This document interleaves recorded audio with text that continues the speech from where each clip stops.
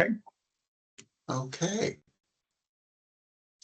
And so we are admitting everybody from the lobby. Good morning, everyone. My name is Dominic Zerlo, and I am with the New Mexico Department of Health. And we're getting ready to start the meeting. We're just admitting everyone from the lobby. That does sometimes take a minute or so.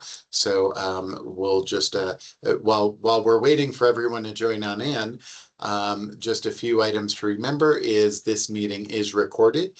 We do put it online after the meeting is over. It does take a few business days for that to occur. So we do ask that people remember to keep language appropriate. And then the other item that we have been asked sometimes is why we do not have visual on for everyone. And we only keep that with a couple of people, including the chair, simply because there are some areas where we still do not have the greatest internet connection and broadband support in the state. And so we want to ensure people can stay on as much as they can. And if we have a lot of people on camera, that takes up a lot of the bandwidth, and they tend to end up dropping off more often than what happens already sometimes. And so that is part of the reason we do that. With that, I'd like to turn it on over to Dan Jennings, who is the chair of this committee. And so, Dan, the meeting is yours. Good morning. Thank you very much, Don. Appreciate you doing the introductions on everything. And I'm really glad to have everybody here for our next RACI meeting. Just a couple of reminders about what our purpose is, of course, is that this on our slide screen here is what we're here for. Our couple of recommendations and responsibilities, recommend guidelines for research and data collection.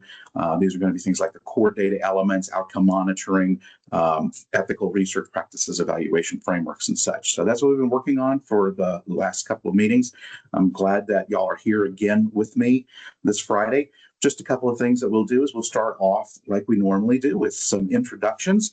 And while we would love for everybody to introduce themselves, I'd love for y'all to be able to get in the queue. And while we're doing that, I'd like for our team at Department of Health to kind of introduce themselves and also give any kind of updates during this time as to what the board's been doing and some upcoming information that might be helpful. So again, for everybody that wants to provide their introductions to this, please do so by raising your hands, and you'll be able to raise your hands by clicking on the raise hand button there. And then whenever you'll be unmuted, just know that you can turn your mic on at that time. So during this time, go ahead and raise your hand to be ready, and then I'll bring the DOH team up. Thank you, Dan. And I'll actually wait, if it's okay with you, yep. Dan, we'll do the updates after all the introductions. So as I mentioned when we first started online, my name is Dominic Zerlo, and I'm the Center Director for Medical Cannabis and Psilocybin. And so, Jorge, would you announce yourself? Hello, good morning, everyone. My name is Jorge Gonzalez. I am the Medical Psilocybin Program Manager. Thank you, Jorge. Raymond?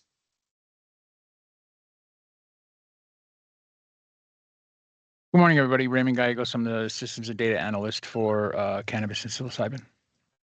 Thank you, Raymond. Brenda? Good morning and happy Friday, everyone. I'm Brenda Martinez. I'm the Deputy Director for the Center for Medical Cannabis and Psilocybin. Thank you, Brenda. Carmen? Hello, everybody. My name is Carmen Batista. I'm a health educator with the program. Thank you, Carmen. Rob?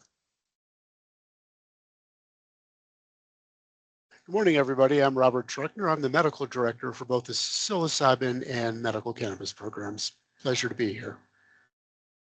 Thank you, Rob. Ishmael? Hello, everybody. My name is Ismail Zutad. I'm one of the health educators here at the program. Thank you, Ishmael. Johnny? Good morning, everyone. My name is Johnny Mouche. I'm a management analyst here with the program. Thank you, Johnny. Kathy? Morning, everyone. I'm Kathy Algeri, IT Project Manager. Great. Thank you, Kathy. All right, Dan, those are all the individuals. So appreciate it.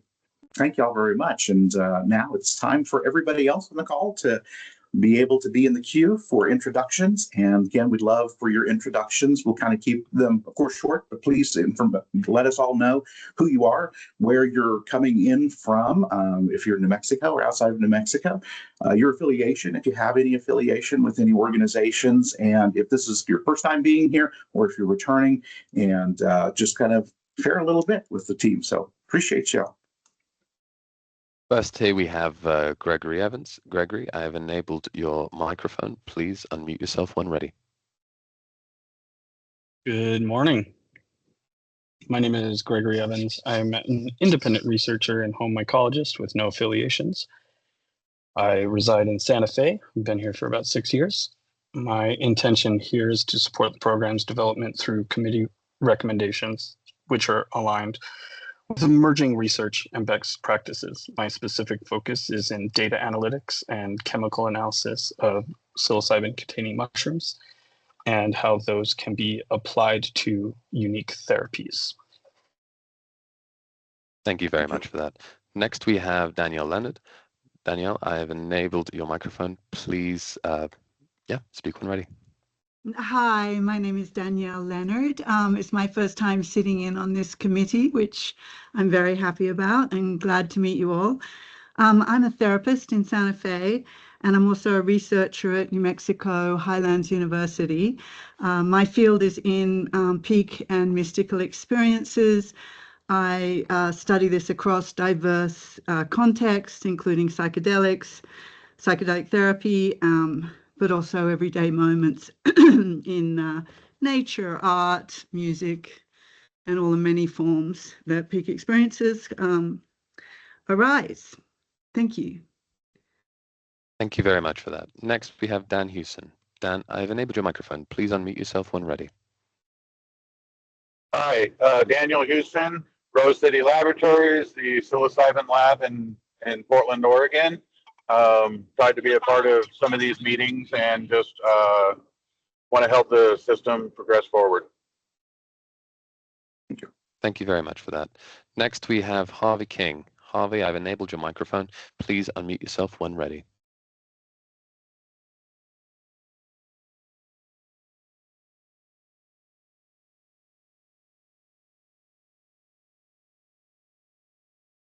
Just as a reminder, for anyone who wants to unmute themselves and have their mics enabled, the microphone icon is on the top right-hand side, little microphone sign there.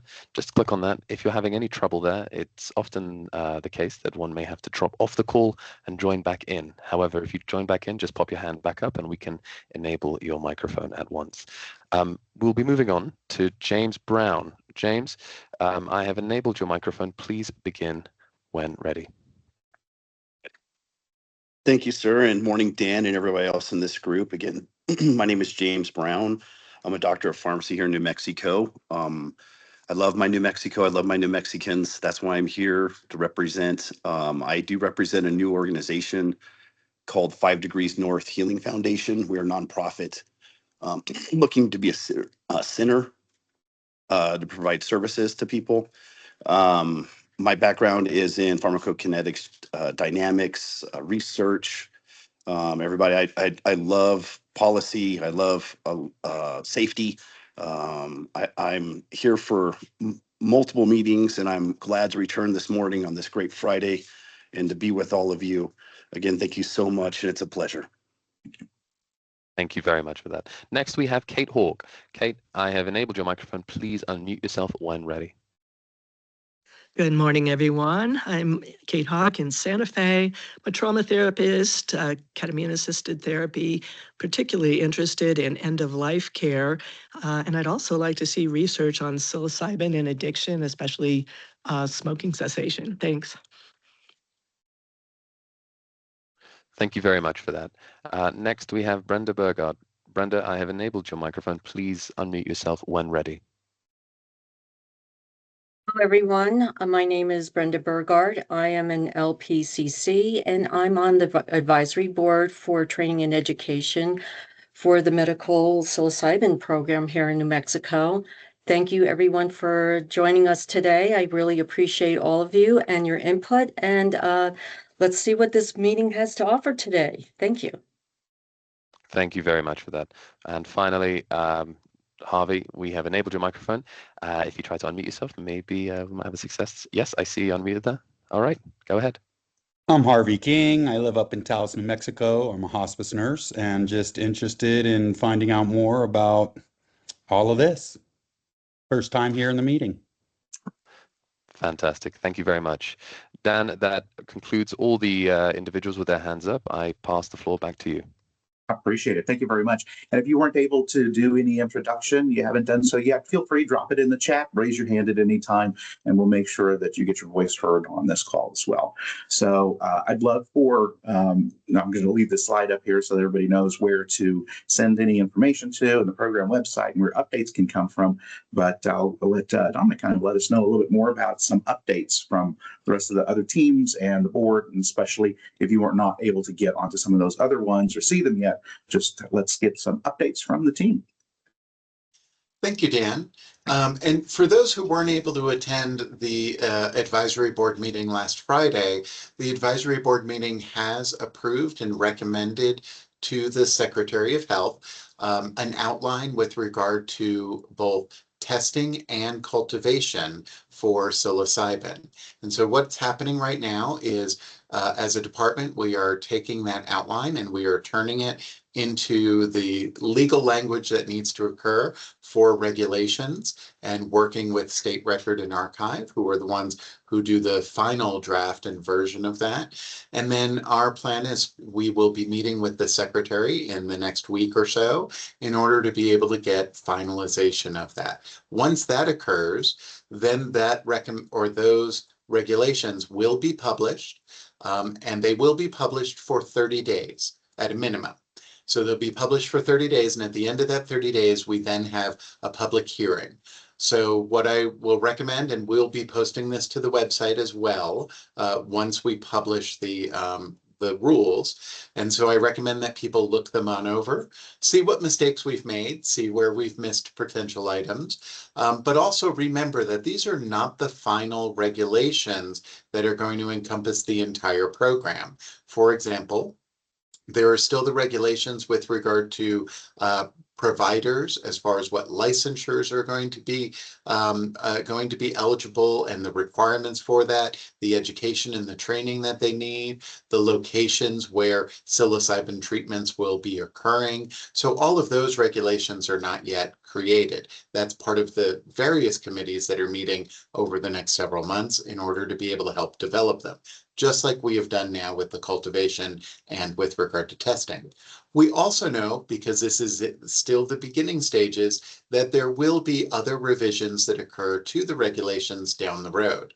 So if there are, for example, something that we completely missed, we can still add that on in down at a later point in time prior to the program starting in December. And when I say program starting, I'm talking about the first patients being seen. So please remember that as we're doing it, but please also go through it. We are human. There's always that one item that somebody down the road goes, wait a minute, did anybody think of? And we need to remember to then add that on in, whether it be at this time or in a future rule process. So just to let everybody know, that should be coming up over the next couple of weeks. So definitely check out our website for that update. And as soon as we have it, we'll also be announcing it in whichever committee meetings are occurring at that time, because this is a big step for the program. And so really thanks to everybody, and especially the folks on the propagation committee who've been involved in that, and Chris Peskusky, who's been chairing that committee. They just have really gone above and beyond in helping us to get things to the point we are. And we're really looking forward to these next steps. So anyway, so we have that.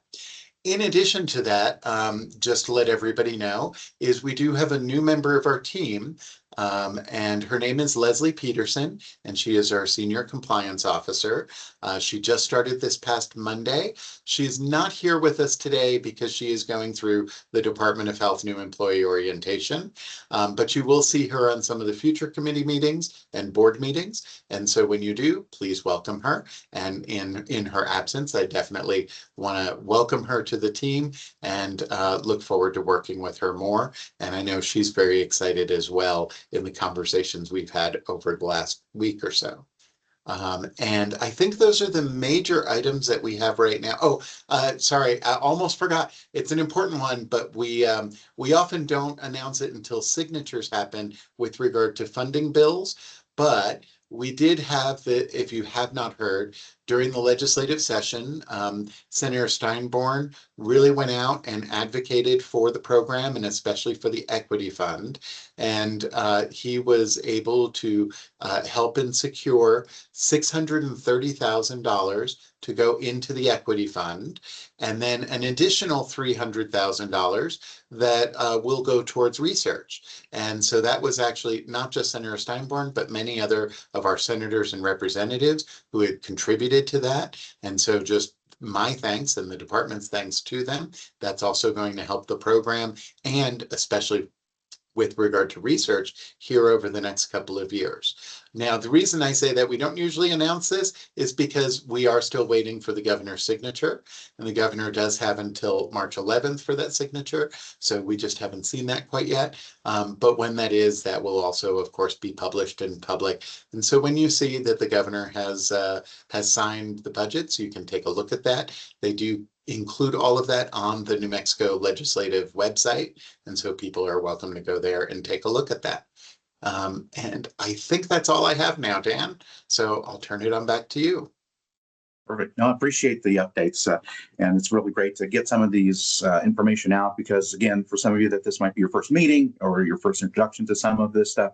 So really appreciate getting that out. And if you've heard it before, then sorry about that, but I'm glad that everybody got informed on it, which is exactly what we need for everybody to know kind of what's happening. So, and just a reminder that if you do register for these kind of subcommittee meetings, if there's any kind of handouts or anything that we're going to be having, we usually will provide that ahead of time. So if you register for these meetings ahead of time, usually about a week or so ahead of time, you get those in your email as well. So I know that some of you might be coming in a little bit late, but the slides and the information that we have here online today will also be posted on the website later. But if some of you did get it ahead of time, then you do know what we're kind of looking at today. So the next thing that we'll kind of go over is just any changes that we've made from the previous meeting that we've had.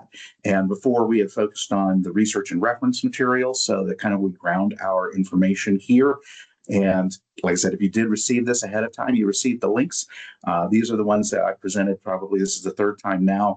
So I'm just going to quickly kind of hit that. So if you do have that in your possession, I hope you did get a chance to look at it. And if you haven't, of course, it's posted on the Medical Psilocybin Board website. So these informations, if there's any other research or information that would help the other committees or our committee, then please make sure that you do share it with us. And if you do so, you can use this email address.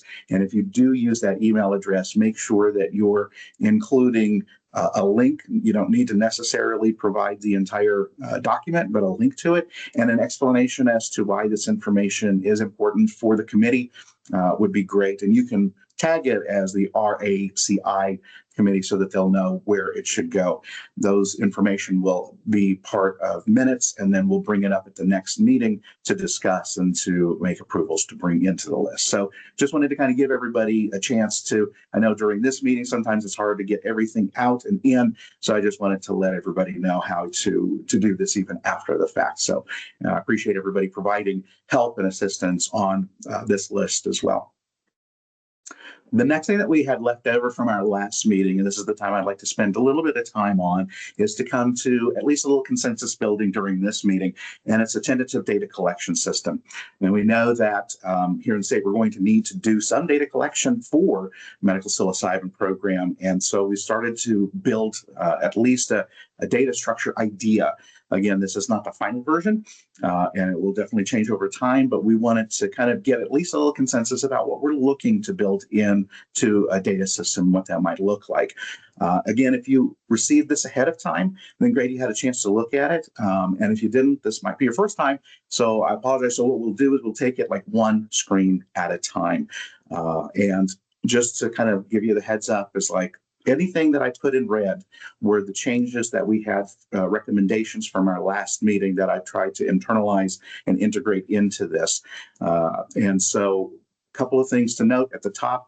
One of the things that was brought up the last meeting was kind of who is the recommended audience that would be actually entering this data or being part of the workflow for the data, so that it's not an onerous process for one person, one clinician, one practitioner as such. So you'll see that I've added that up in the kind of red box at the top, and also that there were some questions about, like, is this data a mandatory data field or so? So I'm just putting a reminder on some of these, that some of these fields may be optional.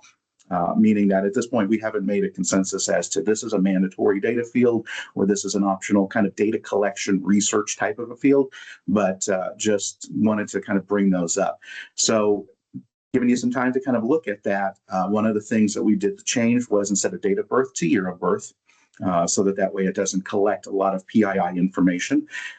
And then down below was a diagnosed disability, a yes or no field for that. And then the zip code, because also that was part of it, but I just added more clarification. The committee last time had made a comment that way we can identify what state the patient's a resident. So it was asked to have a state field also, but with zip code, you can capture that data without having another data field.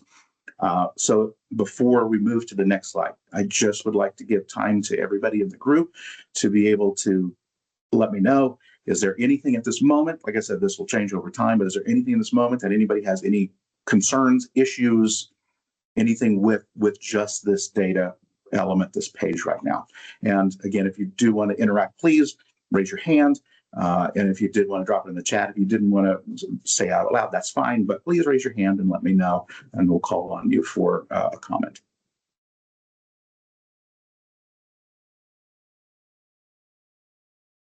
Not seeing any comments, but I like to have some wait time.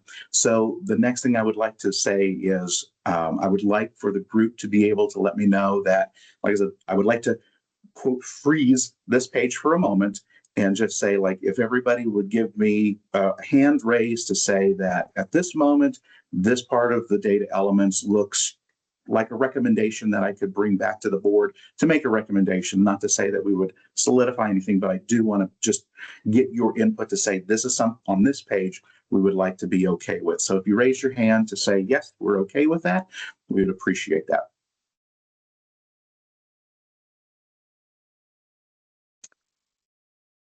Great. I can't thank you enough very much for voting on that, because it's one thing to have that little bit of help to say this is something that we can move forward on. So thanks for sharing that. This is the next page that we had worked on, which was kind of the patient clinical baseline and history. In this case, this suggested user for entry would be the referring clinician. And the referring clinician would be the person that would be actually making the referral into the medical psilocybin program for the patient. The data fields that we have up here would be primary diagnosis, those diagnosis duration, any kind of treatment history information, the baseline severity. And then there were two things that were brought up from our previous committee meeting to add in, meaning a referral from, meaning what type of referring clinician was this individual making the referral from, and then a health assessment in some form fashion. That way, based upon the patient qualifications and those safety and such committees, knowing that this patient has been medically cleared for any kind of psilocybin treatment. And so I'm going to let Danielle, I know you have a comment hand up, so I just wanted to let your voice be heard at this point. Sorry, I was just putting it up to agree from before, but maybe that wasn't my role. But I do not have a comment. Yes. Appreciate it. Thank you. Yeah, sometimes when we do the vote and the hands stay up, so I just wanted to make sure if there was any kind of comment you'd like to make. So I'll always call on you. And I know that James put into the chat box here, so I just wanted to kind of bring this into it as well. James, hi. Just joining. James Ferreira. I'm sorry, I hope I pronounced it correctly, from ignitesynergy.com. We offer a psychedelic therapy EHR software that can produce these specific reports. So thank you very much for bringing that in. So at this point, I'd like to let everybody on the committee ask any kind of questions, comments, or anything on this page for this part of the data elements. Is there anything that I've made a mistake on or didn't bring up, or anything that you'd like to add or change?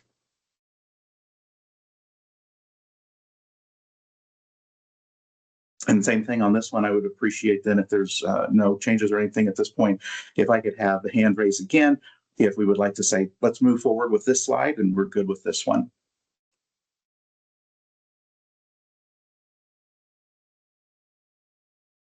Awesome. Thank you very much. I appreciate everybody. Raise your hand. And again, if you wanted to leave your hand raised, that's fine. I'll call on you for comment. But if you'd like, if you've just voted, then you can bring your hands down again.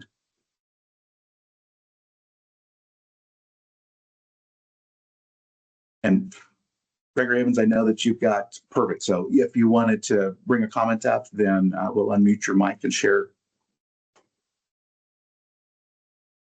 There was a comment in the chat by Gregory, and he stipulates that, do you want to include details about previous psychedelic usage here? Perfect. If I could ask, let's unmute Gregory on that. And if Gregory, if you could kind of share a little bit about what your thought about what a field like that might look like. Would that be just a yes/no field, or how would that, do you feel that would be kind of brought in? I mean, I think we could get super granular if we wanted. It depends on who's collecting the data and what we're planning on doing with it. I think that scope is a different conversation, but there are research papers and studies around past usage and heightened sensitivity. There is a phenomenon where it's like, say somebody's taken a massive dose in the past 10 years ago or whatever, if that was like something that had a very lasting effect, then that person could tend to be more sensitive to psychedelics or specific psychedelics through their experience. So it might be worth considering in a baseline what kind of psychedelic background they have. Okay. Then I would like to ask this question, would that be something that would be entered by the referring clinician, or do you feel that might be something entered by the patient themselves on the previous screen? Since that might be just a yes/no. And of course, with psilocybin treatment that's collected in this database from the state, we would know previous through the program, any kind of psilocybin treatment. But with what you're talking about, this would be previous before the program itself. So just kind of interested. Yeah, I think it's definitely something that the clinician should be communicating with the patient about. And so maybe we have a mandated like yes, no, but then like an optional free form descriptor, because I think we can get a lot of information and I think people will want to share. But I don't think it's necessarily like something we would want to force for fear of incrimination or anything like that. Right. Okay. So let's, I'm going to see if I can add, I can't do it from my slide. So let's kind of put the consensus out to everybody on this. The recommendation brought up by Gregory is that we, on this field, on this tab, we introduce maybe a yes/no, and with a free form as an optional question for the referring clinician to add any kind of information about past psychedelic treatment. But I would like to say, should this be left over for any kind of psychedelic previous treatment or just psilocybin treatment? And so I would love to hear other people's comments and ideas on adding a field like that. And if you'd like to kind of share your thoughts, just please raise your hand and we'll bring you onto the unmute. We have a hand up there by Lisa Ginsburg. Lisa, I've enabled your microphone. Please begin when ready. Just for the purpose of research and collecting quantitative data, I think we should consider, if we're asking these questions, how we're going to measure the inputs if someone says, oh yes, I did it sometime somewhere, can we really take that data as a clear input? So it's either would require more follow-up questions, when and where, and especially if psychedelics were taken in unregulated settings, then there's another set of questions about the quality, potency. Were you taking psychedelics, just psychedelics, or were you mixing it with alcohol? Was it a party setting? Was it at a clinic? I think it's a great question, but would require more thought. Thank you. Appreciate that background on that, because it's true. A lot of this cannot just be put into a vacuum. You're exactly right. It has to have, along with it, some recommendations of how those questions are asked and brought into this clinical setting. So true. Any other comments for adding a field such as this?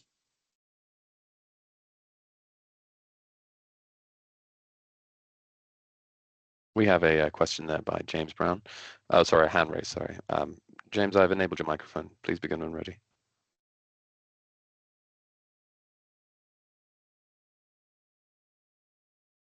Thank you, sir. Hey, Dan, my thought on this, as a facilitator, it is important to get a history on somebody's past psychedelic usage, whether that's something outside of the scope of psilocybin or psilocin. That's sometimes very common with these people. Sometimes it's not.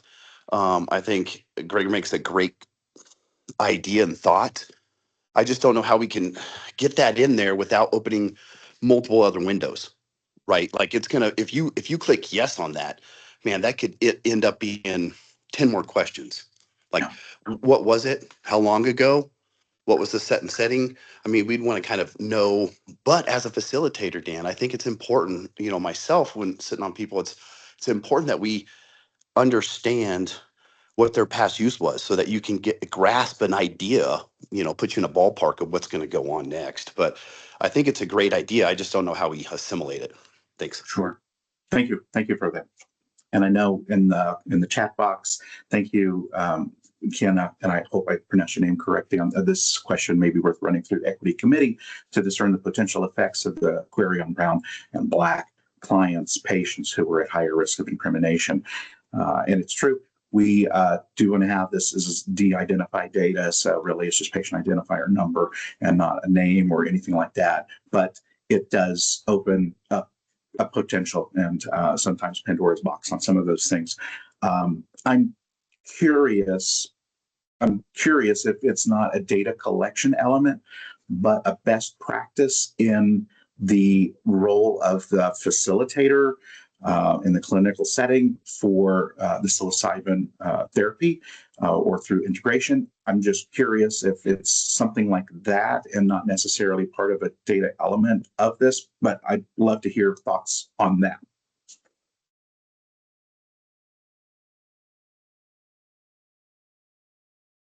We have a hand raised there by Lisa Ginsburg. Lisa, your mic is still enabled, so please begin when ready. Thank you.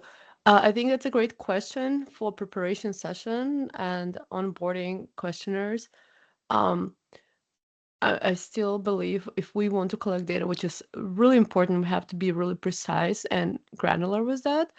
And that can be what this form can be a starting point, and then we can build on that. And if you have a repeated client, then we can build on that we already know that the person came in a safe setting that is controlled in a way, and then we can start adding that data. But I don't think this question is appropriate for this specific form. Thank you. I think that some of the things that were brought up about like running through the equity committee and some of the things that you have brought up there too, kind of give us an ability to say like this could be a great, like I said, idea to bring into the practice. And as we work as a committee through this, it might be something that we are looking to collect data as best on the research practice side of things, which will give us the ability, kind of like what you brought up, Lisa, to basically say, how can we make this a data element that is researchable, queryable, and such that we can then do some data on. So I made a note over in my notes for that, because I think that that's something Gregory brought up, is something that would be beneficial to know ahead of time. And so we'll kind of work through this. And again, like Kayana said, is that yes, it would help to go through the equity committee on something like this as well. So love this. Thank you. And Michelle, yes, best practices for the guide to learn the patient's psychedelic experience history and then use that knowledge to provide the best service. And that's why I really appreciate everybody that is interested in that. I think that Brenda's subcommittee would be a great place to have a lot of this through the education training, and a lot of those best practices I think would be flowing through that committee for that. So I appreciate everybody that's interested in that to definitely make sure you sign up and you attend Brenda's subcommittee for it too. So there's a plug for you, Brenda. Yeah, go ahead. Oh, well, thank you, Dan. Yes, these are really, you're doing a great job with this, because you're making my job really easy. I don't really have to do much of anything, but I shouldn't say that either. But I think this is very comprehensive of really going through all of this and trying to implement what is needed in this information. So in training and practice and education, this is going to be really fundamental in all of the practices that are going to be in training. So thank you for doing all this hard work, Dan, making this really beautiful. I love it. Not to have a love fest on this, but Brenda, I think you're having a subcommittee meeting after this. Yes. So yes, plug I it. am. All right. Sure will. Thank you. No, plug it now. What time? Plug it now. Okay. All right. So I don't mean to steal the show here or anything. I'll make this very brief because I want everybody to have their input, especially in Dan's meeting here, is because this is going to be carrying over to the training and education part. And I think this is going to be vital to really understanding the nuts and bolts of how this is going to be in the training. There's a lot of different trainings out there, but the basics are there. But this is especially specific for New Mexico, because when I took a look at most of the training, there's some misses here and there, because a lot of the training that is done in Oregon and Colorado had to kind of like go back and redo things. We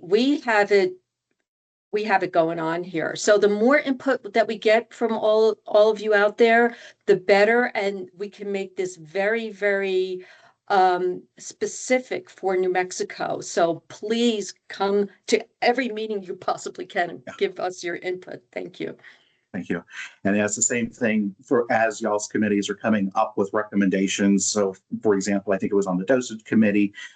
Some of those kind of flowed into our committee. So I've been updating this. So same thing from yours to ours. Desba brought up a good point, is that this committee is the flow in and out of a lot of things. So we really want to work together. And yep, thank you very much, Dominic. There's the meeting link right there in the chat. So today from 1 o'clock to 3 o'clock, Brenda's Committee on Training and Education will be held. And then there's the rest of the upcoming committees there too. So for this slide, I would love to just kind of ask if we could do, again, the hand raise for the kind of vote to say, at least on this, we're kind of good at the way it is to kind of go forward to make this recommendation to say this is where we could kind of land right now. So, and just raise your hand if you're good.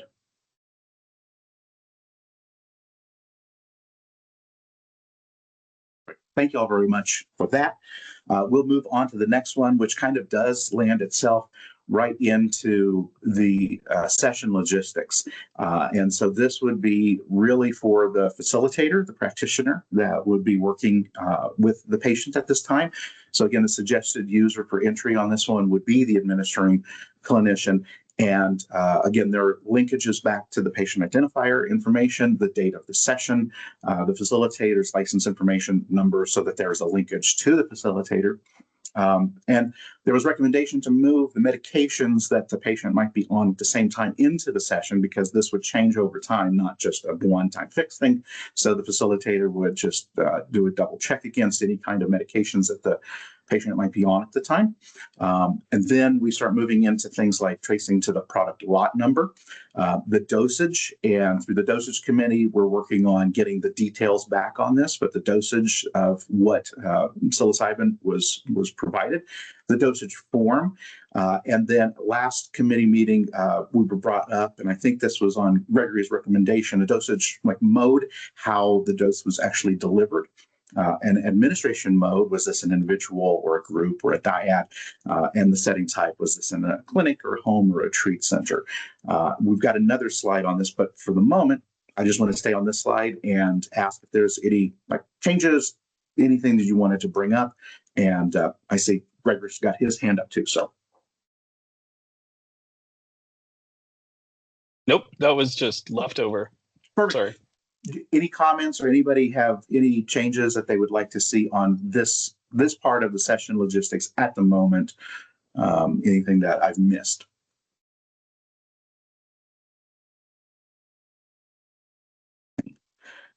And not, oh, yes, got a hand up from Dan. Hey, I just want to ask where in here would you be putting the potency / all the minor tryptamines and everything for the dosage? Is that where it would be? So there is another page that we've added for medicine. So I've created a table for medicine, which would be the product lot number, and then the COA information would be on that. So this way, the clinician is not necessarily having to enter in all of the details about the actual medicine itself, because that is already in the database from the actual registered grower. Awesome. Sorry, I'll wait. No, it's a perfect thing to bring up, because this is exactly why I wanted to kind of break it apart so that it's already in another area. And that way the session administrator does not have to re-enter a lot of that information. Because I know there's a lot more information to go on during a session than just kind of keeping track of a lot of this. So that way, try to lighten that load for the clinician, the facilitator. So before I go to the next slide, which is a little bit more about the session, can I just get a raise of hand that we're good with this one here so far as it stands?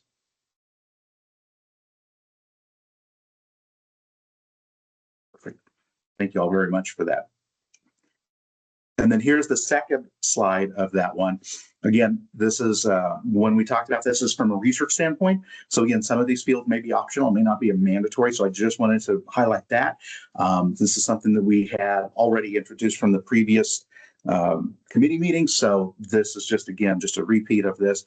This would be for the clinician to be able to enter in the prep time, the time that was spent in time and minutes with the patient prior to session for preparation, the time of administration, the time of first onset, time of peak intensity, and time of resolution, to help kind of give the entire duration of that session. And so, perfect. A couple of questions coming up. Number one, Eileen has in the chat, what if somebody is taking a subperceptual dose?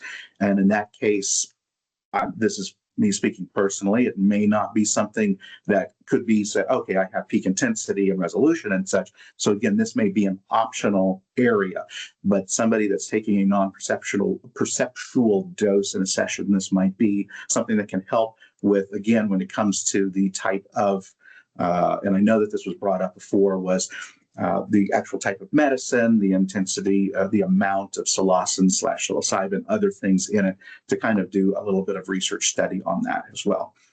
So I'm going to let everybody else kind of same thing. Put your hand up if you have any comments to add to this. Yeah, we got one from Gregory.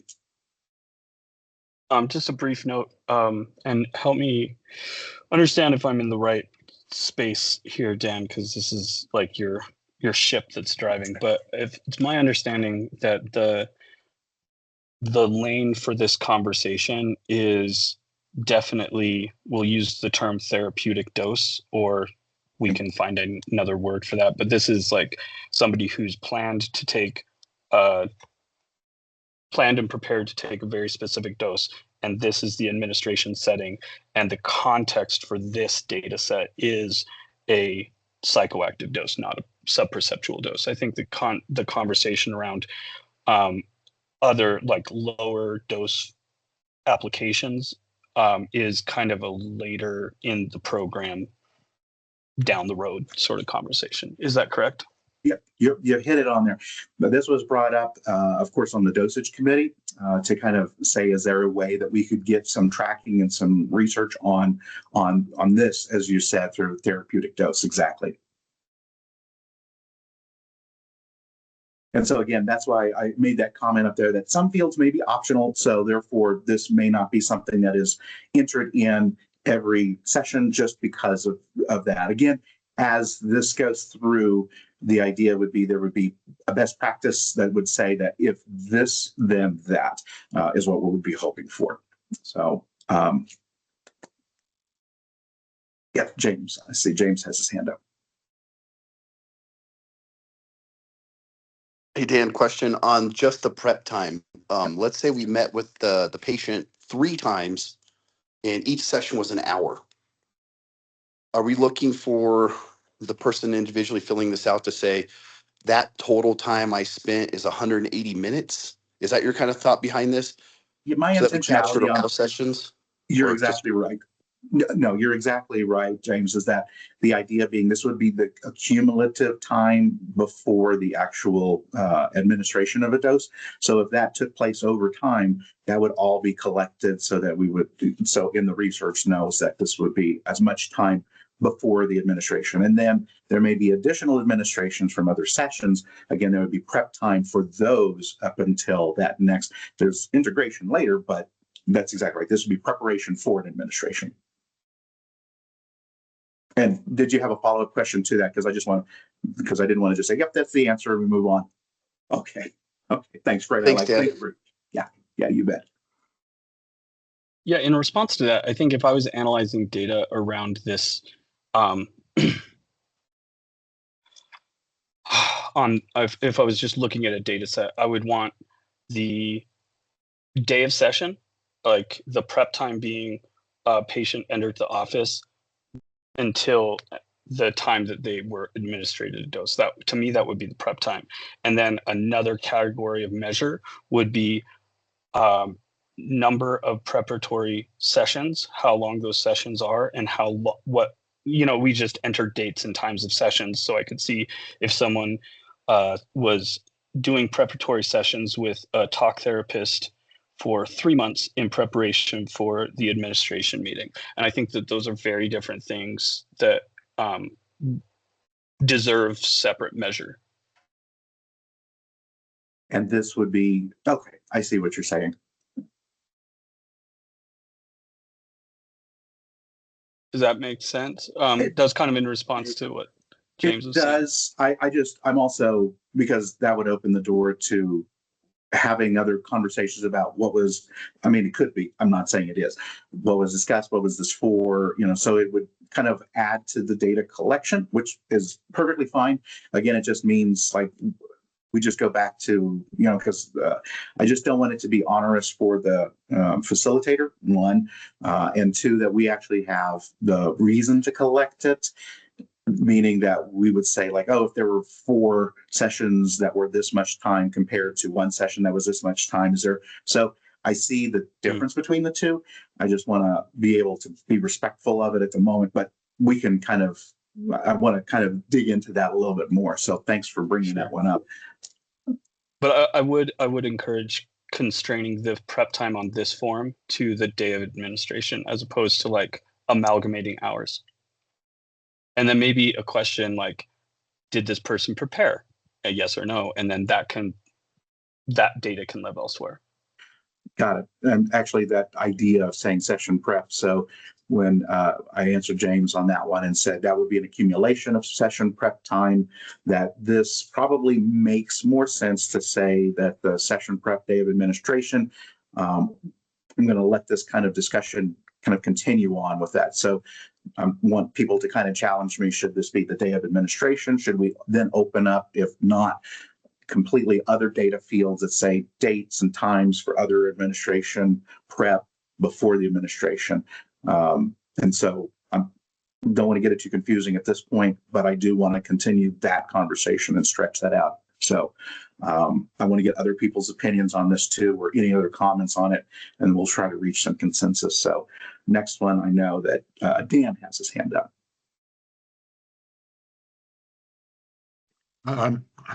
Hi, yeah. Quick question, well, or a comment, for time of peak intensity. Yes. That one's going to be a hard one to judge from the facilitator and even from the person taking it, especially if they are a first-time person. So that's going to be a hard matrix to be able to, I guess, pinpoint. It is. I think it's a lot of subjectiveness as well. I mean, I do understand that. I believe that it may be in this is again personal. Like I said, this was also a recommendation from a different committee. So this is something to kind of work through again in the best practice side. But on the personal side, I know that there are a time period where you can kind of gauge to say within this time period, this was my peak time, or this was kind of the beginning. I could kind of feel kind of the bell curve of effects and such. Again, very subjective, but nonetheless still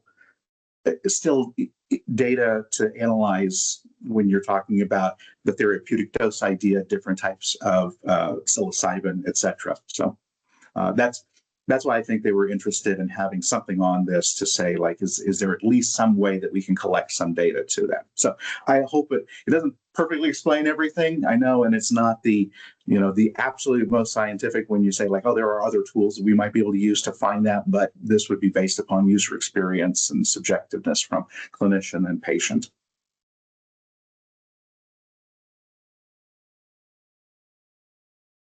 And Lisa? I have a question about integration. Are you going to measure the number of sessions, of integration sessions later in this protocol, or is it something that should be included here? No, you're exactly right. Integration is outside of this administration of the medicine session. So there is another table coming up in just a little bit that we will look at on that. So absolutely. And then we've got James. Hey, Dan, just my thought back on this talk with the prep time. That was kind of like where I was kind of going earlier was, is it from the time when they kind of show up at the center or with the facilitator, or is it the prior sessions and the prior time spent, even like Gregory said, even months out potentially for some patients?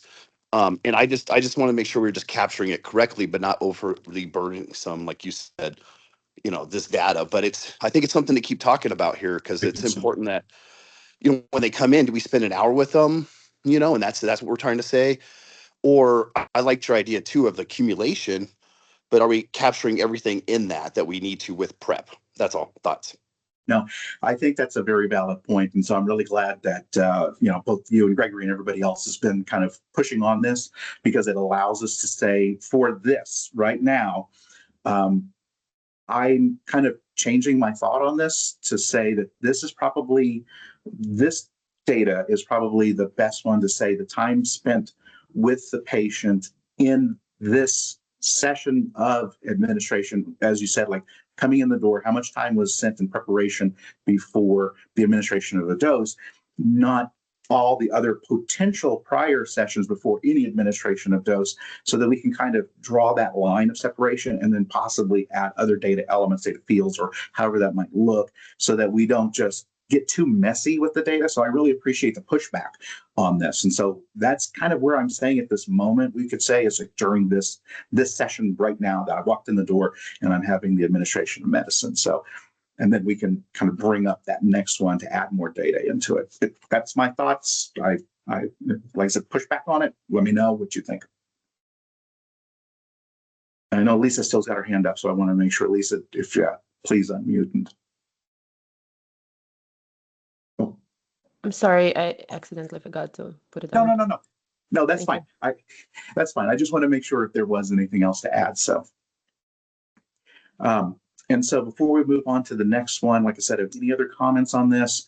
And again, with my comment saying for the moment, oh, yes, Danielle. Hi, yeah, I wonder, I haven't gone into all these slides in depth, but are you allowing time for the facilitator to do a revision of the assessments for potential vulnerabilities? Well, personally, for this committee, I don't know if that's necessarily our place. I'm just saying that out of hand to do so. So I feel that that's probably something that might be to be brought up in other committees of like, I can't tell you which one it might be, but, oh, Brenda, maybe helpful. Rescue me. All right. This would probably be in the clinician's notes, because this is not really that measurable in this meeting here. So that could come into the next meeting as far as how a note will be written, what is coming up for the client, and so on and so forth. Thank you. And I know that as sessions go through and integration takes place, again, just kind of what Danielle brought up, there could be other changes to things as well. So it doesn't mean that there wouldn't be any changes. It's just for the data collection part, I'm not so sure. But please, Danielle, I know your mic's still open, so kind of speak back on that too. Yeah, no, this might not be the right place. I'm just looking at prep time and thinking one would hope that the prep time included reading the notes. Yes. And sign, just some kind of acknowledgement of having read it. Right. And I know that a lot of the best practices when it comes down to the facilitation, that's exactly right, would be the best practice for the clinician is to review all prior history notes, things like that, and then to have conversations with I mean, that's definitely going to have to be part of the actual session itself. So you're exactly right. Gregory? Yeah, again, just to bring this back into the lane of focus, this is collecting data on the patient's experience rather than, and I think collecting data on clinician practice is an insanely valuable topic, and I think we should definitely look at doing that. Like once we're in motion, like what clinical practices should we track that have specific efficacy or outcomes based on patient data? But I think regarding the time that a clinician spends reading the notes prior to the session, I think that sits outside of this. Yeah, the idea to expand this into something a little bit larger also will, as we go through, and especially as education training facilitators, that kind of start coming on. That's exactly right, because it will come back, especially as we start looking at some of the next things of challenging experiences and session integration and such, to say, like, what kind of things can we collect? What are we seeing? What gaps are we seeing out there in sessions? And so absolutely. So for this, before we move on to the next one, same thing. I would love to have kind of a consensus to say at this moment, we're okay with some of the things we've talked about on this and we're good with moving forward.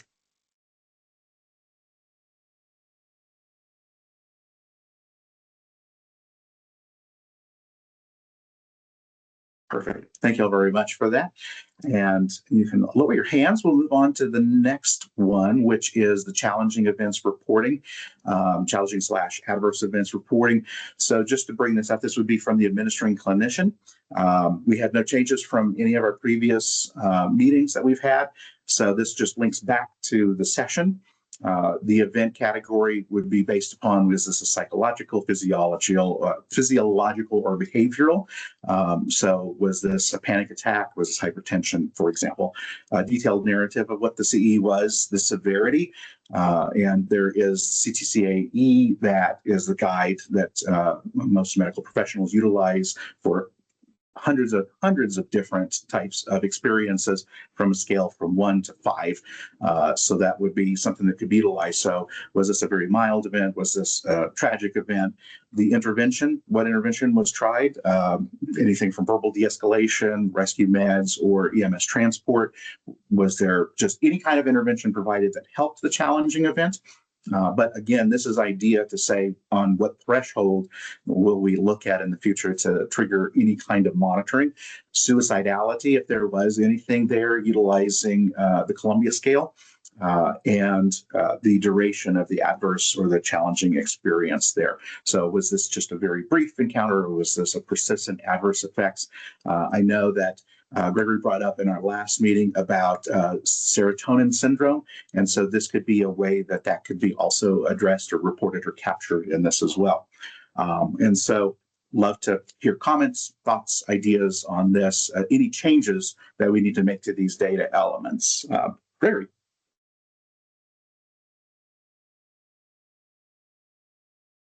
Oh, shit, I keep forgetting to lower no, my hand that's after voting. We need a voting box. Yeah. Maybe we got the thumbs up somewhere up there. But yeah, let's kind of open up if there's any changes, anything that you would like to see before we kind of make any kind of consensus decision on this. It's just data elements. Again, this can expand over time, but at least this is kind of our initial idea of data elements that we could collect for CEs. Not seeing any comments on that. Love to hear if you could raise your hand to say, yep, we're good with this as a reportable area for CE reporting.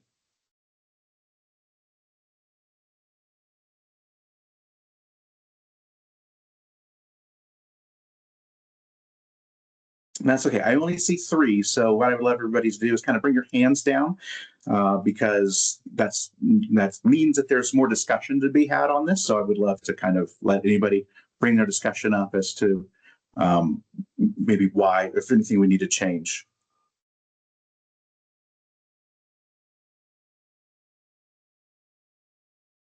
I'm not seeing any comments, but let me try this again. Like, are we good with moving forward from this slide? And if you can raise your hand, then again, I just want to make sure I've just captured everybody. I don't like to move forward if I don't have a good consent. Okay, thank you. I appreciate that.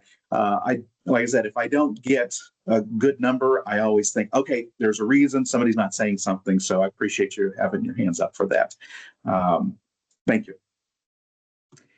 And this kind of goes to, and I've lost you on the screen. I know you're out there somewhere, but somebody had asked about like the integration side of this. And so I've kind of labeled this clinical outcomes or follow-ups. This would be the integration clinician, could be the exact same administering clinician, but I just have this said as integration clinician here, linking back to the patient, the date of integration follow-up, and this will allow us to track like how many, what if this was multiple sessions before another administration, what was the setting type? Was this at clinic, home? Was this virtual? The modality, and this was brought up from our previous committee, was a kind of a free text box about what were the therapeutic approaches that was used in this follow-up integration, and then other data that we could collect in this time because of things that could be brought up during this time. For example, the MEQ, the challenging experience score, and then there's other types of numbers that could be used to a depression score, PTSD score, anxiety score, substance use. Would this be a way for us to track over time from a baseline before treatment was started? Have we made any effect changes in any of those numbers? Doesn't mean that every one of them is filled out. It just means depending upon the patient's qualification and entered into the program, what are we looking at? What are we tracking? And so love to hear thoughts, questions, concerns on this side.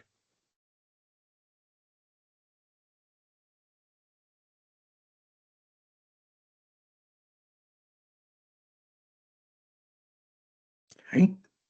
Not seeing any. Can I get a raise of hands for everybody that's okay with this on the follow-up integration data collection?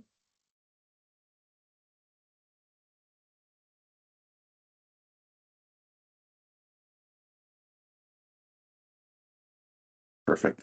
Thank you all very much for that. And then the last one that we'll take a look at, and this is kind of what Dan had brought up from the previous comment there, was this medicine kind of table. Medicine table then would be entered in through the licensed grower side. And this would be the information that comes in from the certificate of analysis and such. So product lot number, again, that ties back to the administration of the dosage. The psilocybin, milligrams per gram, psilocin, milligrams per gram, and these may change because I know that there was some good discussion about like MTP, APF, and those kind of things. So don't sling any arrows at the moment. I know those names might change, but this is kind of at least the calculation concept that we had looked at one point in time. So this may change. Absolutely, when it comes down to that, but I just wanted to kind of bring this in as a way to collect that data. And so I'll kind of let this now stay open. I'm going to read a couple of things in the chat box before I let the hands go in. By Kiana, I'm in private practice out of state as a naturopathic. I'm going to horrible at pronouncing anything today. Naturopathic doc and midwife. It seems there are 3 or more potential providers: diagnostic, referring clinician, facilitator, and prep. And I'm just saying that because I don't know along the flow at this moment if this is all the same type of person or not. So I've left it like that. Not to say they're 3 different people. It's just 3 different parts of the flow. Eileen Brewer, it occurs to me that while pain isn't specifically mentioned as a condition that's going to be treated by initial rollout, end-of-life care and pain care might be useful to get before and after pain assessments. Eileen, if I could ask you for a favor, I love the concept. Is there a scale score type instrument that helps with that? And if there is, would you be able to drop that into the chat for me, please? And prep integration clinician, all will need to have access to others' medical platforms and would like to tremendous admin time pulling, reviewing records, thinking of keeping care financially accessible. Thank you. Okay, and then we'll go to the hands now. Gregory? I think if you want to simplify this, you could just do replace all of the MTP, AFP, etc., with like chemotype analysis, or like just like bucket it into like whatever is decided that we track, or how we measure the disparate chemotypical expressions of whatever medicine is administered. I don't know.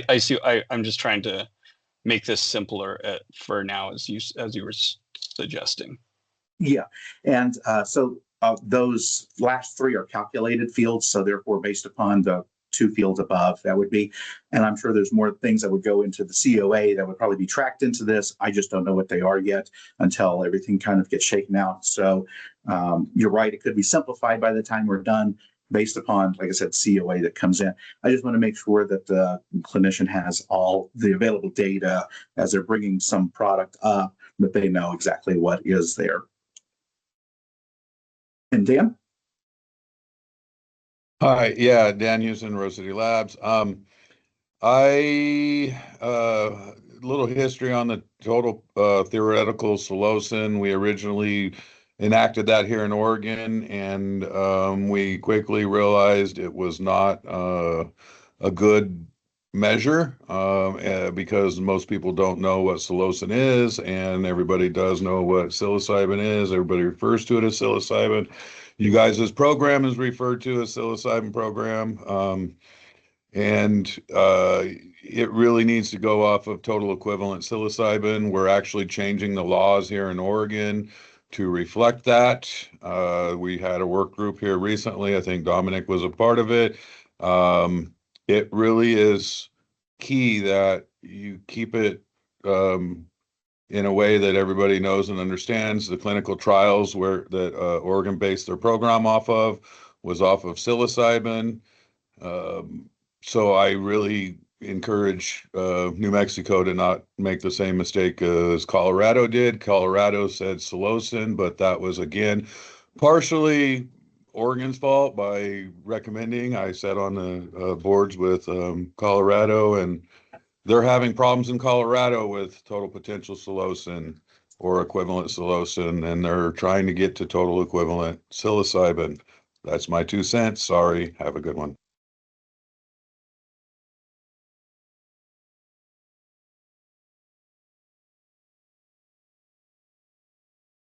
Thank you. Any other comments? Because again, this one will probably, again, may change based upon recommendations that come out of like the dosing committee, from propagation committee, those kind of things.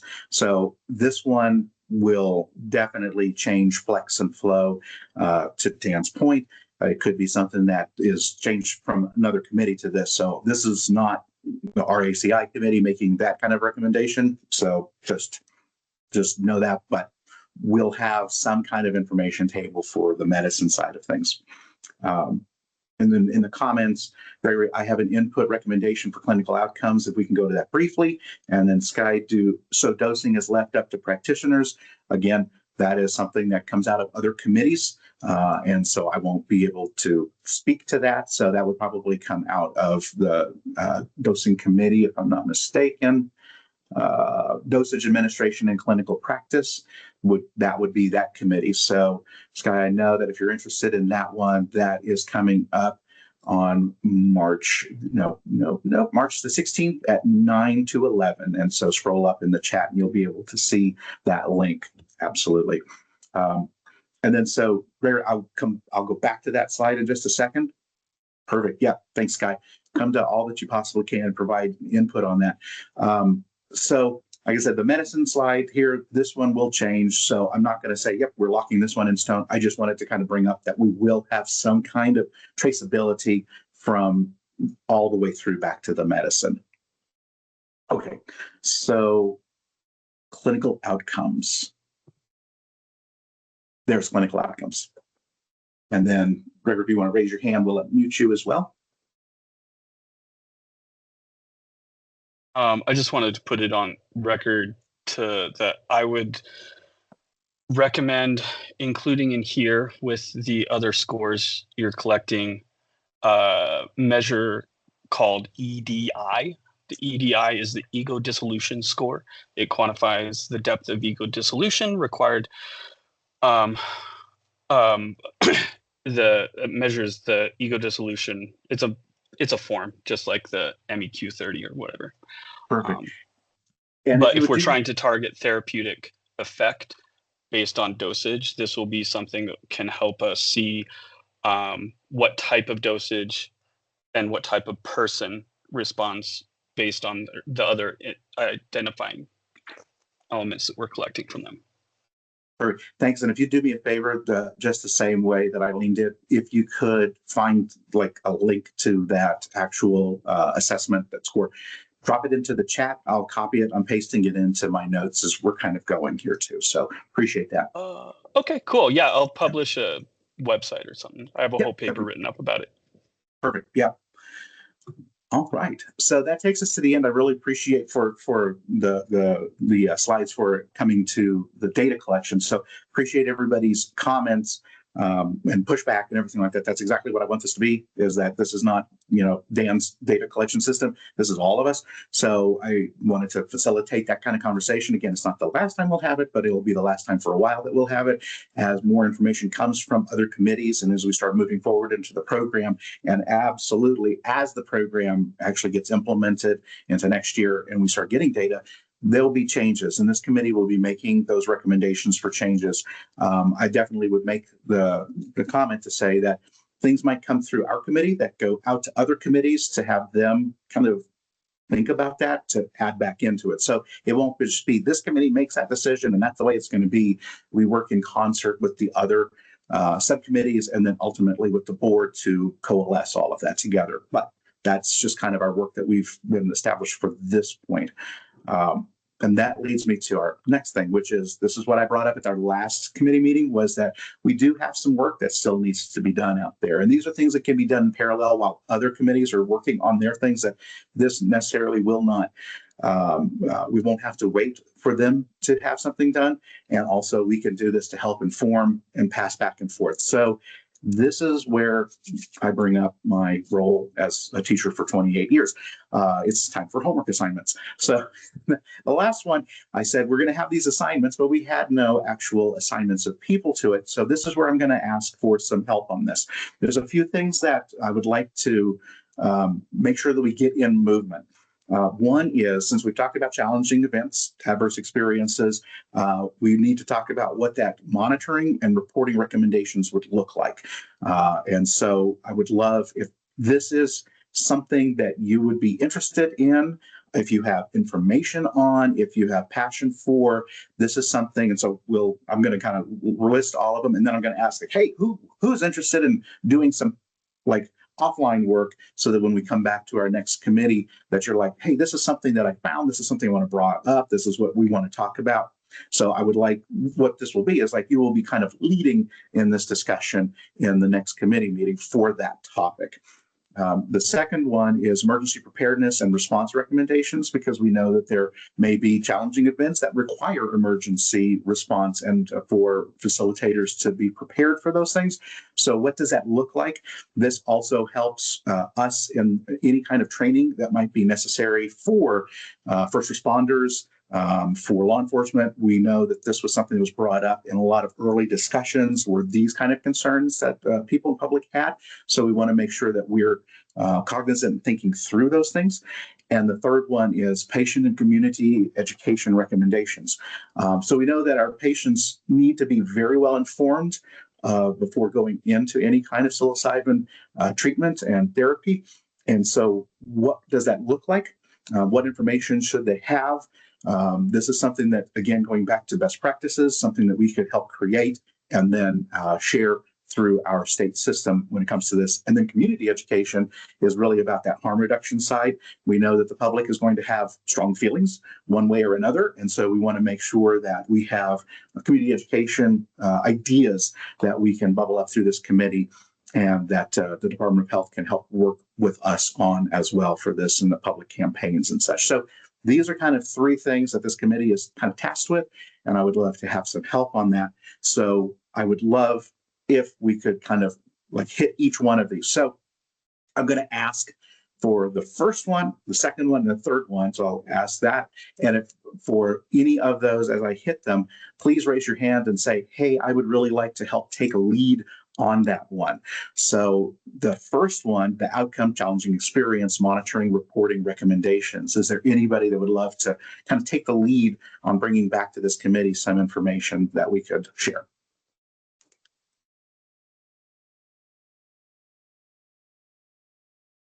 Okay, James, I'm gonna let you unmute because I don't want to just say, great, James recommended. So thanks, James. Go ahead, and I think your mic is unmuted. Thanks, Dan. Yeah, I definitely can take the lead on that. I don't mind heading up. Anybody's interested, let me know.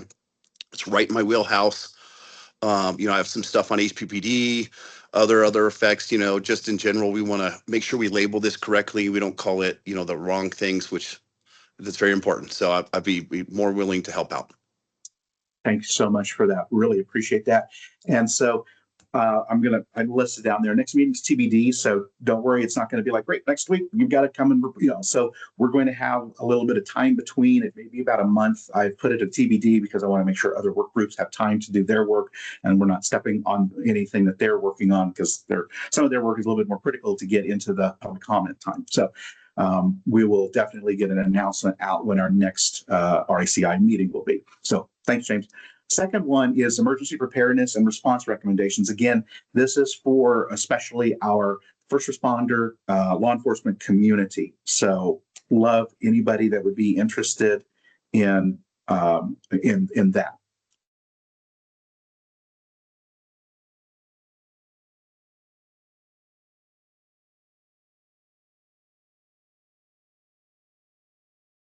And I'm going to put a pin in that one. I don't see anybody's hands raised, so that's okay. It's not that, but it will come back up again just now. And then the third one, and I see Eileen dropped into the chat for patients and community education recommendations. I have a lot of experience on patient and community education. I would love to help with that. Congratulations, Eileen, since you dropped it in the chat before anybody raised their hand. Absolutely. I'm going to let you take the lead on that one. Eileen, And I'm just kind of taking my notes here as well for patient community education. Great. And like I said, appreciate everybody kind of sharing that. And if you're working together, awesome, appreciate it too. The idea being is that James and Eileen will bring back to our next, and I'm going to spend lots of time in our next meeting for both of them to be able to kind of share what they have found on that. I'm going to try to be respectful because I know not everybody can make every single meeting. So James and Eileen, I understand that if for some reason I put something out there to say this is the time that we're going to have the meeting, if you're like, nope, I can't make it, I will probably tell you it will still be this time on a Friday at 9 a.m. That's my intentionality for it. So I'll be looking into the future, probably about a month. But as soon as I start to solidify it with the DOH team, then we'll let you know. But we'll put that out as an announcement. If for some reason you're like, that's it, I can't even make that, you can share with us through the medical psilocybin email, anything that you have, and then I'm happy to actually help present on that as well. So don't worry, if you can be here, please. If you're not able to be here, I just don't want to be disrespectful of the time that you worked on that. So we will still share. Great, as long as it's not next Friday. No, it will not be next Friday. I can tell you that. Yeah, like I said, it'll probably be about 4 weeks or so out from today. So, and I'm going to go back to, just in case, no pressure on anybody, but I'm just saying that on the emergency preparedness and response recommendations, if there's nobody that really wants to take the lead on that, that's fine. But then, oh, Michelle, thank you very much. I appreciate it. Because I was going to say, if there's anybody that was interested that knows somebody that might be the best fit to that, then bring that back. But thank you very much, Michelle, for you're a bending. And I cannot type on my computer right now for emergency preparedness. I really appreciate that very much for James, Eileen, and Michelle for taking those 3 leads on that, because this is what I wanted. I wanted to not be the person that I'll run the meeting, but I just wanted to make sure that everybody's voice comes into this. So I appreciate this. This is how we get some really rich texture to all of these things. So thanks so much for that. And again, at this point, all I can say for the 3 of y'all is just find good things that are out there that may have been beneficial, ideas, anything that you can bring back to the committee, and we'll spend our next committee digging into each of those 3 and having some good conversations. So feel free, if you know other people that need to be at this committee for those 3 topics, bring them to the next one and encourage them to join that. And so we've gone through, and this will be the ad hoc report outs. So that's what we just finished up. Like I said, next meeting date will be determined. We'll get that out to you through the announcements that go out through the Department of Health emails. So if you've signed up, please do. I know Dominic dropped into the chat. There's the email there, the program website, and I know that there might be, and I'll kind of leave that up. I'm teeing you up, Dominic. I know that there probably is a slide that you have that shows how people can sign up for the announcements to come to their email. So I'm just kind of giving you that topic to kind of find. So I didn't want to just drop it on you immediately. And so somebody will share that in a minute. I'm going to stop my share, but the last thing that we'll be doing here is to do our kind of public comment time, which allows for anybody to kind of share anything that you would like in a period of 3 minutes. And so if you didn't get a chance to say anything, or there's something you really wanted to say, especially pertaining to RACI, please do. I'm going to let you tee that up with raising your hands if you're ready. And now I'll kind of let Dominic share anything about how to sign up for those newsletters. Thank you, Dan. And actually, Jorge just put it in the chat. And really, it's just going to the website that we've posted before. And then in the upper right-hand corner, there's a little area that says sign up for e-news. And once you click on that, it takes you to a little form. And you can click on, there's many different topics you can sign up for with the Department of Health. And you just click on those. And then we send emails out periodically. So that's pretty much about it. And otherwise, public comment time. Appreciate that. And I do see in the chat that that you brought up there, here's the information about how to share public comments, all the details, all the information, if anybody wanted to share anything to be attached to this meeting as well. So thank you. And yeah, so public comment time, if anybody has anything that they would like to share, this is your time. Just raise your hand and we'll get you unmuted so that you can kind of share with the team.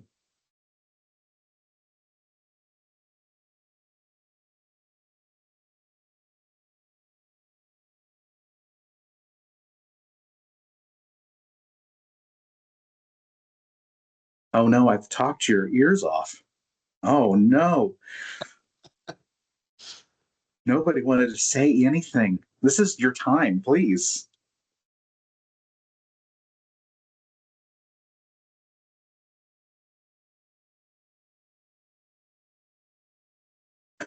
Okay, thank you very much. I'll read the comments that if people are dropping into the chat then. So one that I saw up a little bit higher, Sky, good work, Dan, thank you very much. Kate, thanks again to everyone who is contributing to the intelligent, respectful, and harmonious process. I thank you. I really appreciate everybody's contribution here today. D. Harvey King, thanks. Have a great day, everyone. Like I said, this is your time. I'm not going to end anything, but I'm going to be able to say I appreciate y'all being here today. I know it's Great Fridays. So I'm glad you're here. Don't forget, Brenda's meeting comes up at 1 o'clock. Please sign up for Brenda's meeting if you still have time today. And there's plenty of other subcommittee meetings that you can join in on. We would love to have you come to those as well and share your expertise and information. And that's why we really appreciate your expertise here. And Gregory, please.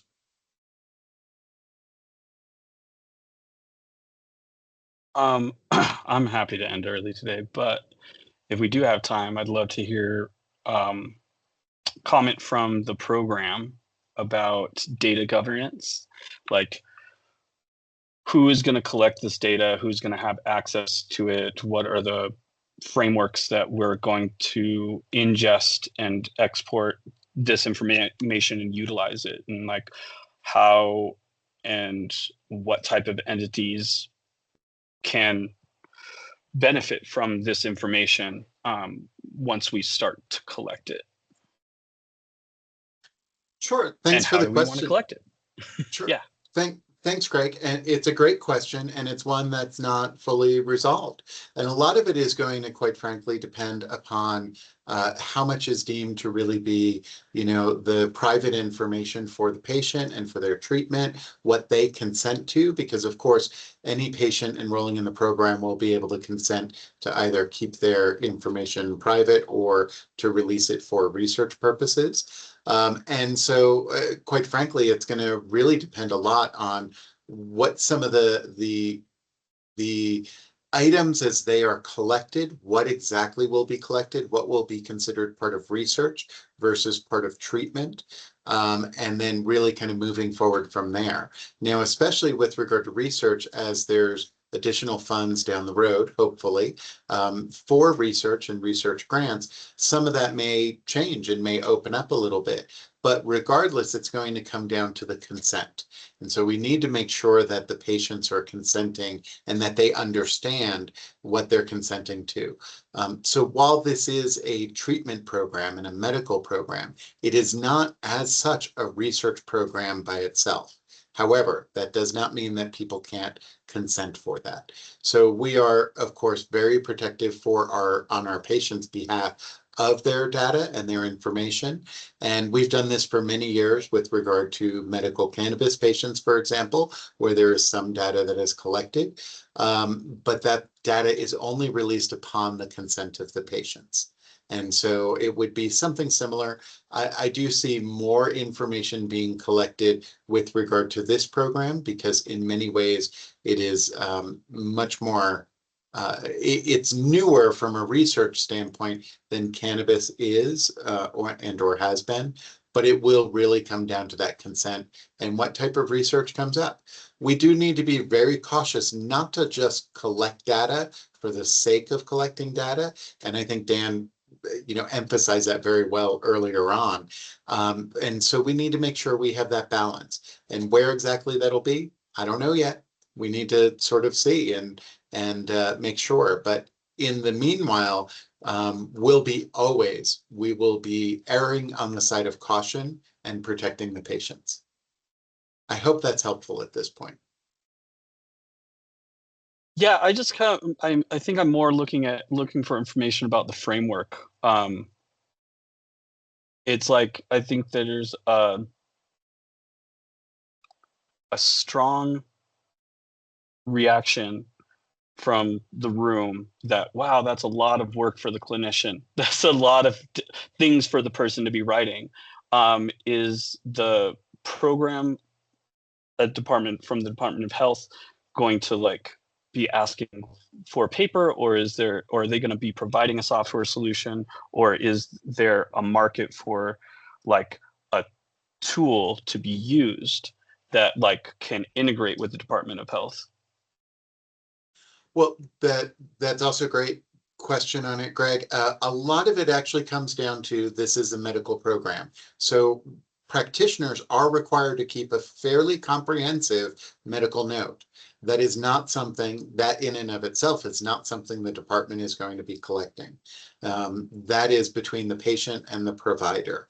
And so there are many, various medical record solutions online, that are digital. Some practitioners still prefer to do paper. That really is going to be up to them because that's a part of their patient-provider relationship and how they choose to actually do items. Now, from the program standpoint, what the program collects, that will all be online and will be digital. But again, some of what is being discussed are things that would be a part of the regular medical record, the regular notes that patients file, not necessarily something that the program would collect or that patients are even going to want the program to have.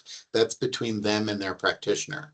Where that line exactly is going to be drawn, again, that's a part of what some of these committees need to make that determination. And so I can't answer where that line is yet because it hasn't been determined. But also realize that from a department standpoint, we've done paper before. You don't even want to know what it's like when you have, for example, at one point at the height of the medical cannabis program prior to legalization, we had 137,000 patients. The records alone for that are, it's an astounding amount of paper. We're not going down that route. We have converted over to electronic only, and it has reduced costs. It reduces time. It reduces, and it does this not just for the department, but also for the patients and for the providers and the practitioners. And so we'll make sure that things that are collected by the department are done electronically, not through paper. However, again, a lot of what we're discussing is also just regular parts of medical records that the patients and the providers, specifically the providers, will need to keep.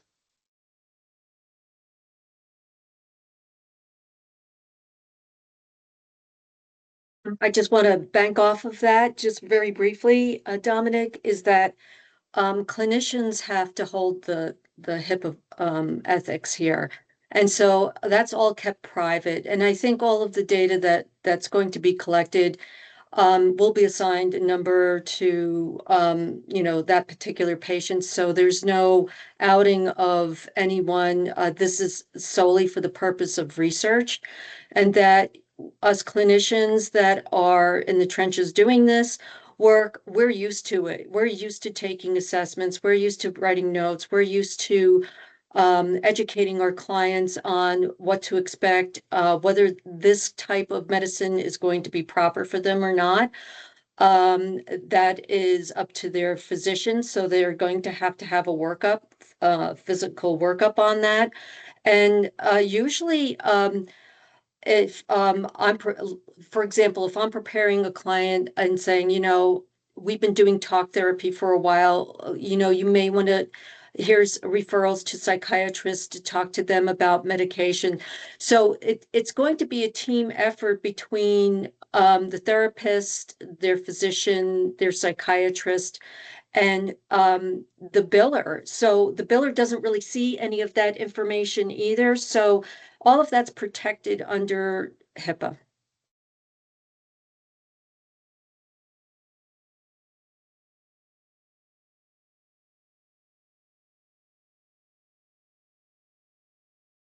Dan, Nice. did you? It was a kind of a question. You mentioned electronic instead of paper. That's the best way to go. But have you guys determined how you guys are going to be doing your tracking for the manufacturers from like a seed to sale, quote unquote, like the cannabis industry?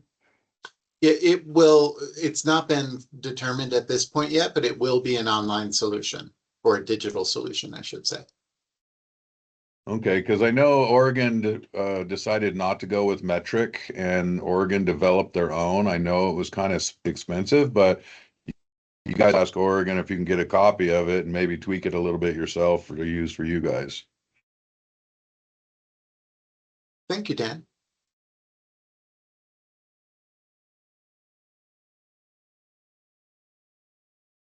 And I see no other comments. Eileen did drop in the chat, so thank you for leading such a great meeting and amazing process. New Mexico rocks. Yes, it does. And Sky, appreciate all the work y'all are doing. Look forward to amazing meetings. Thank you so much.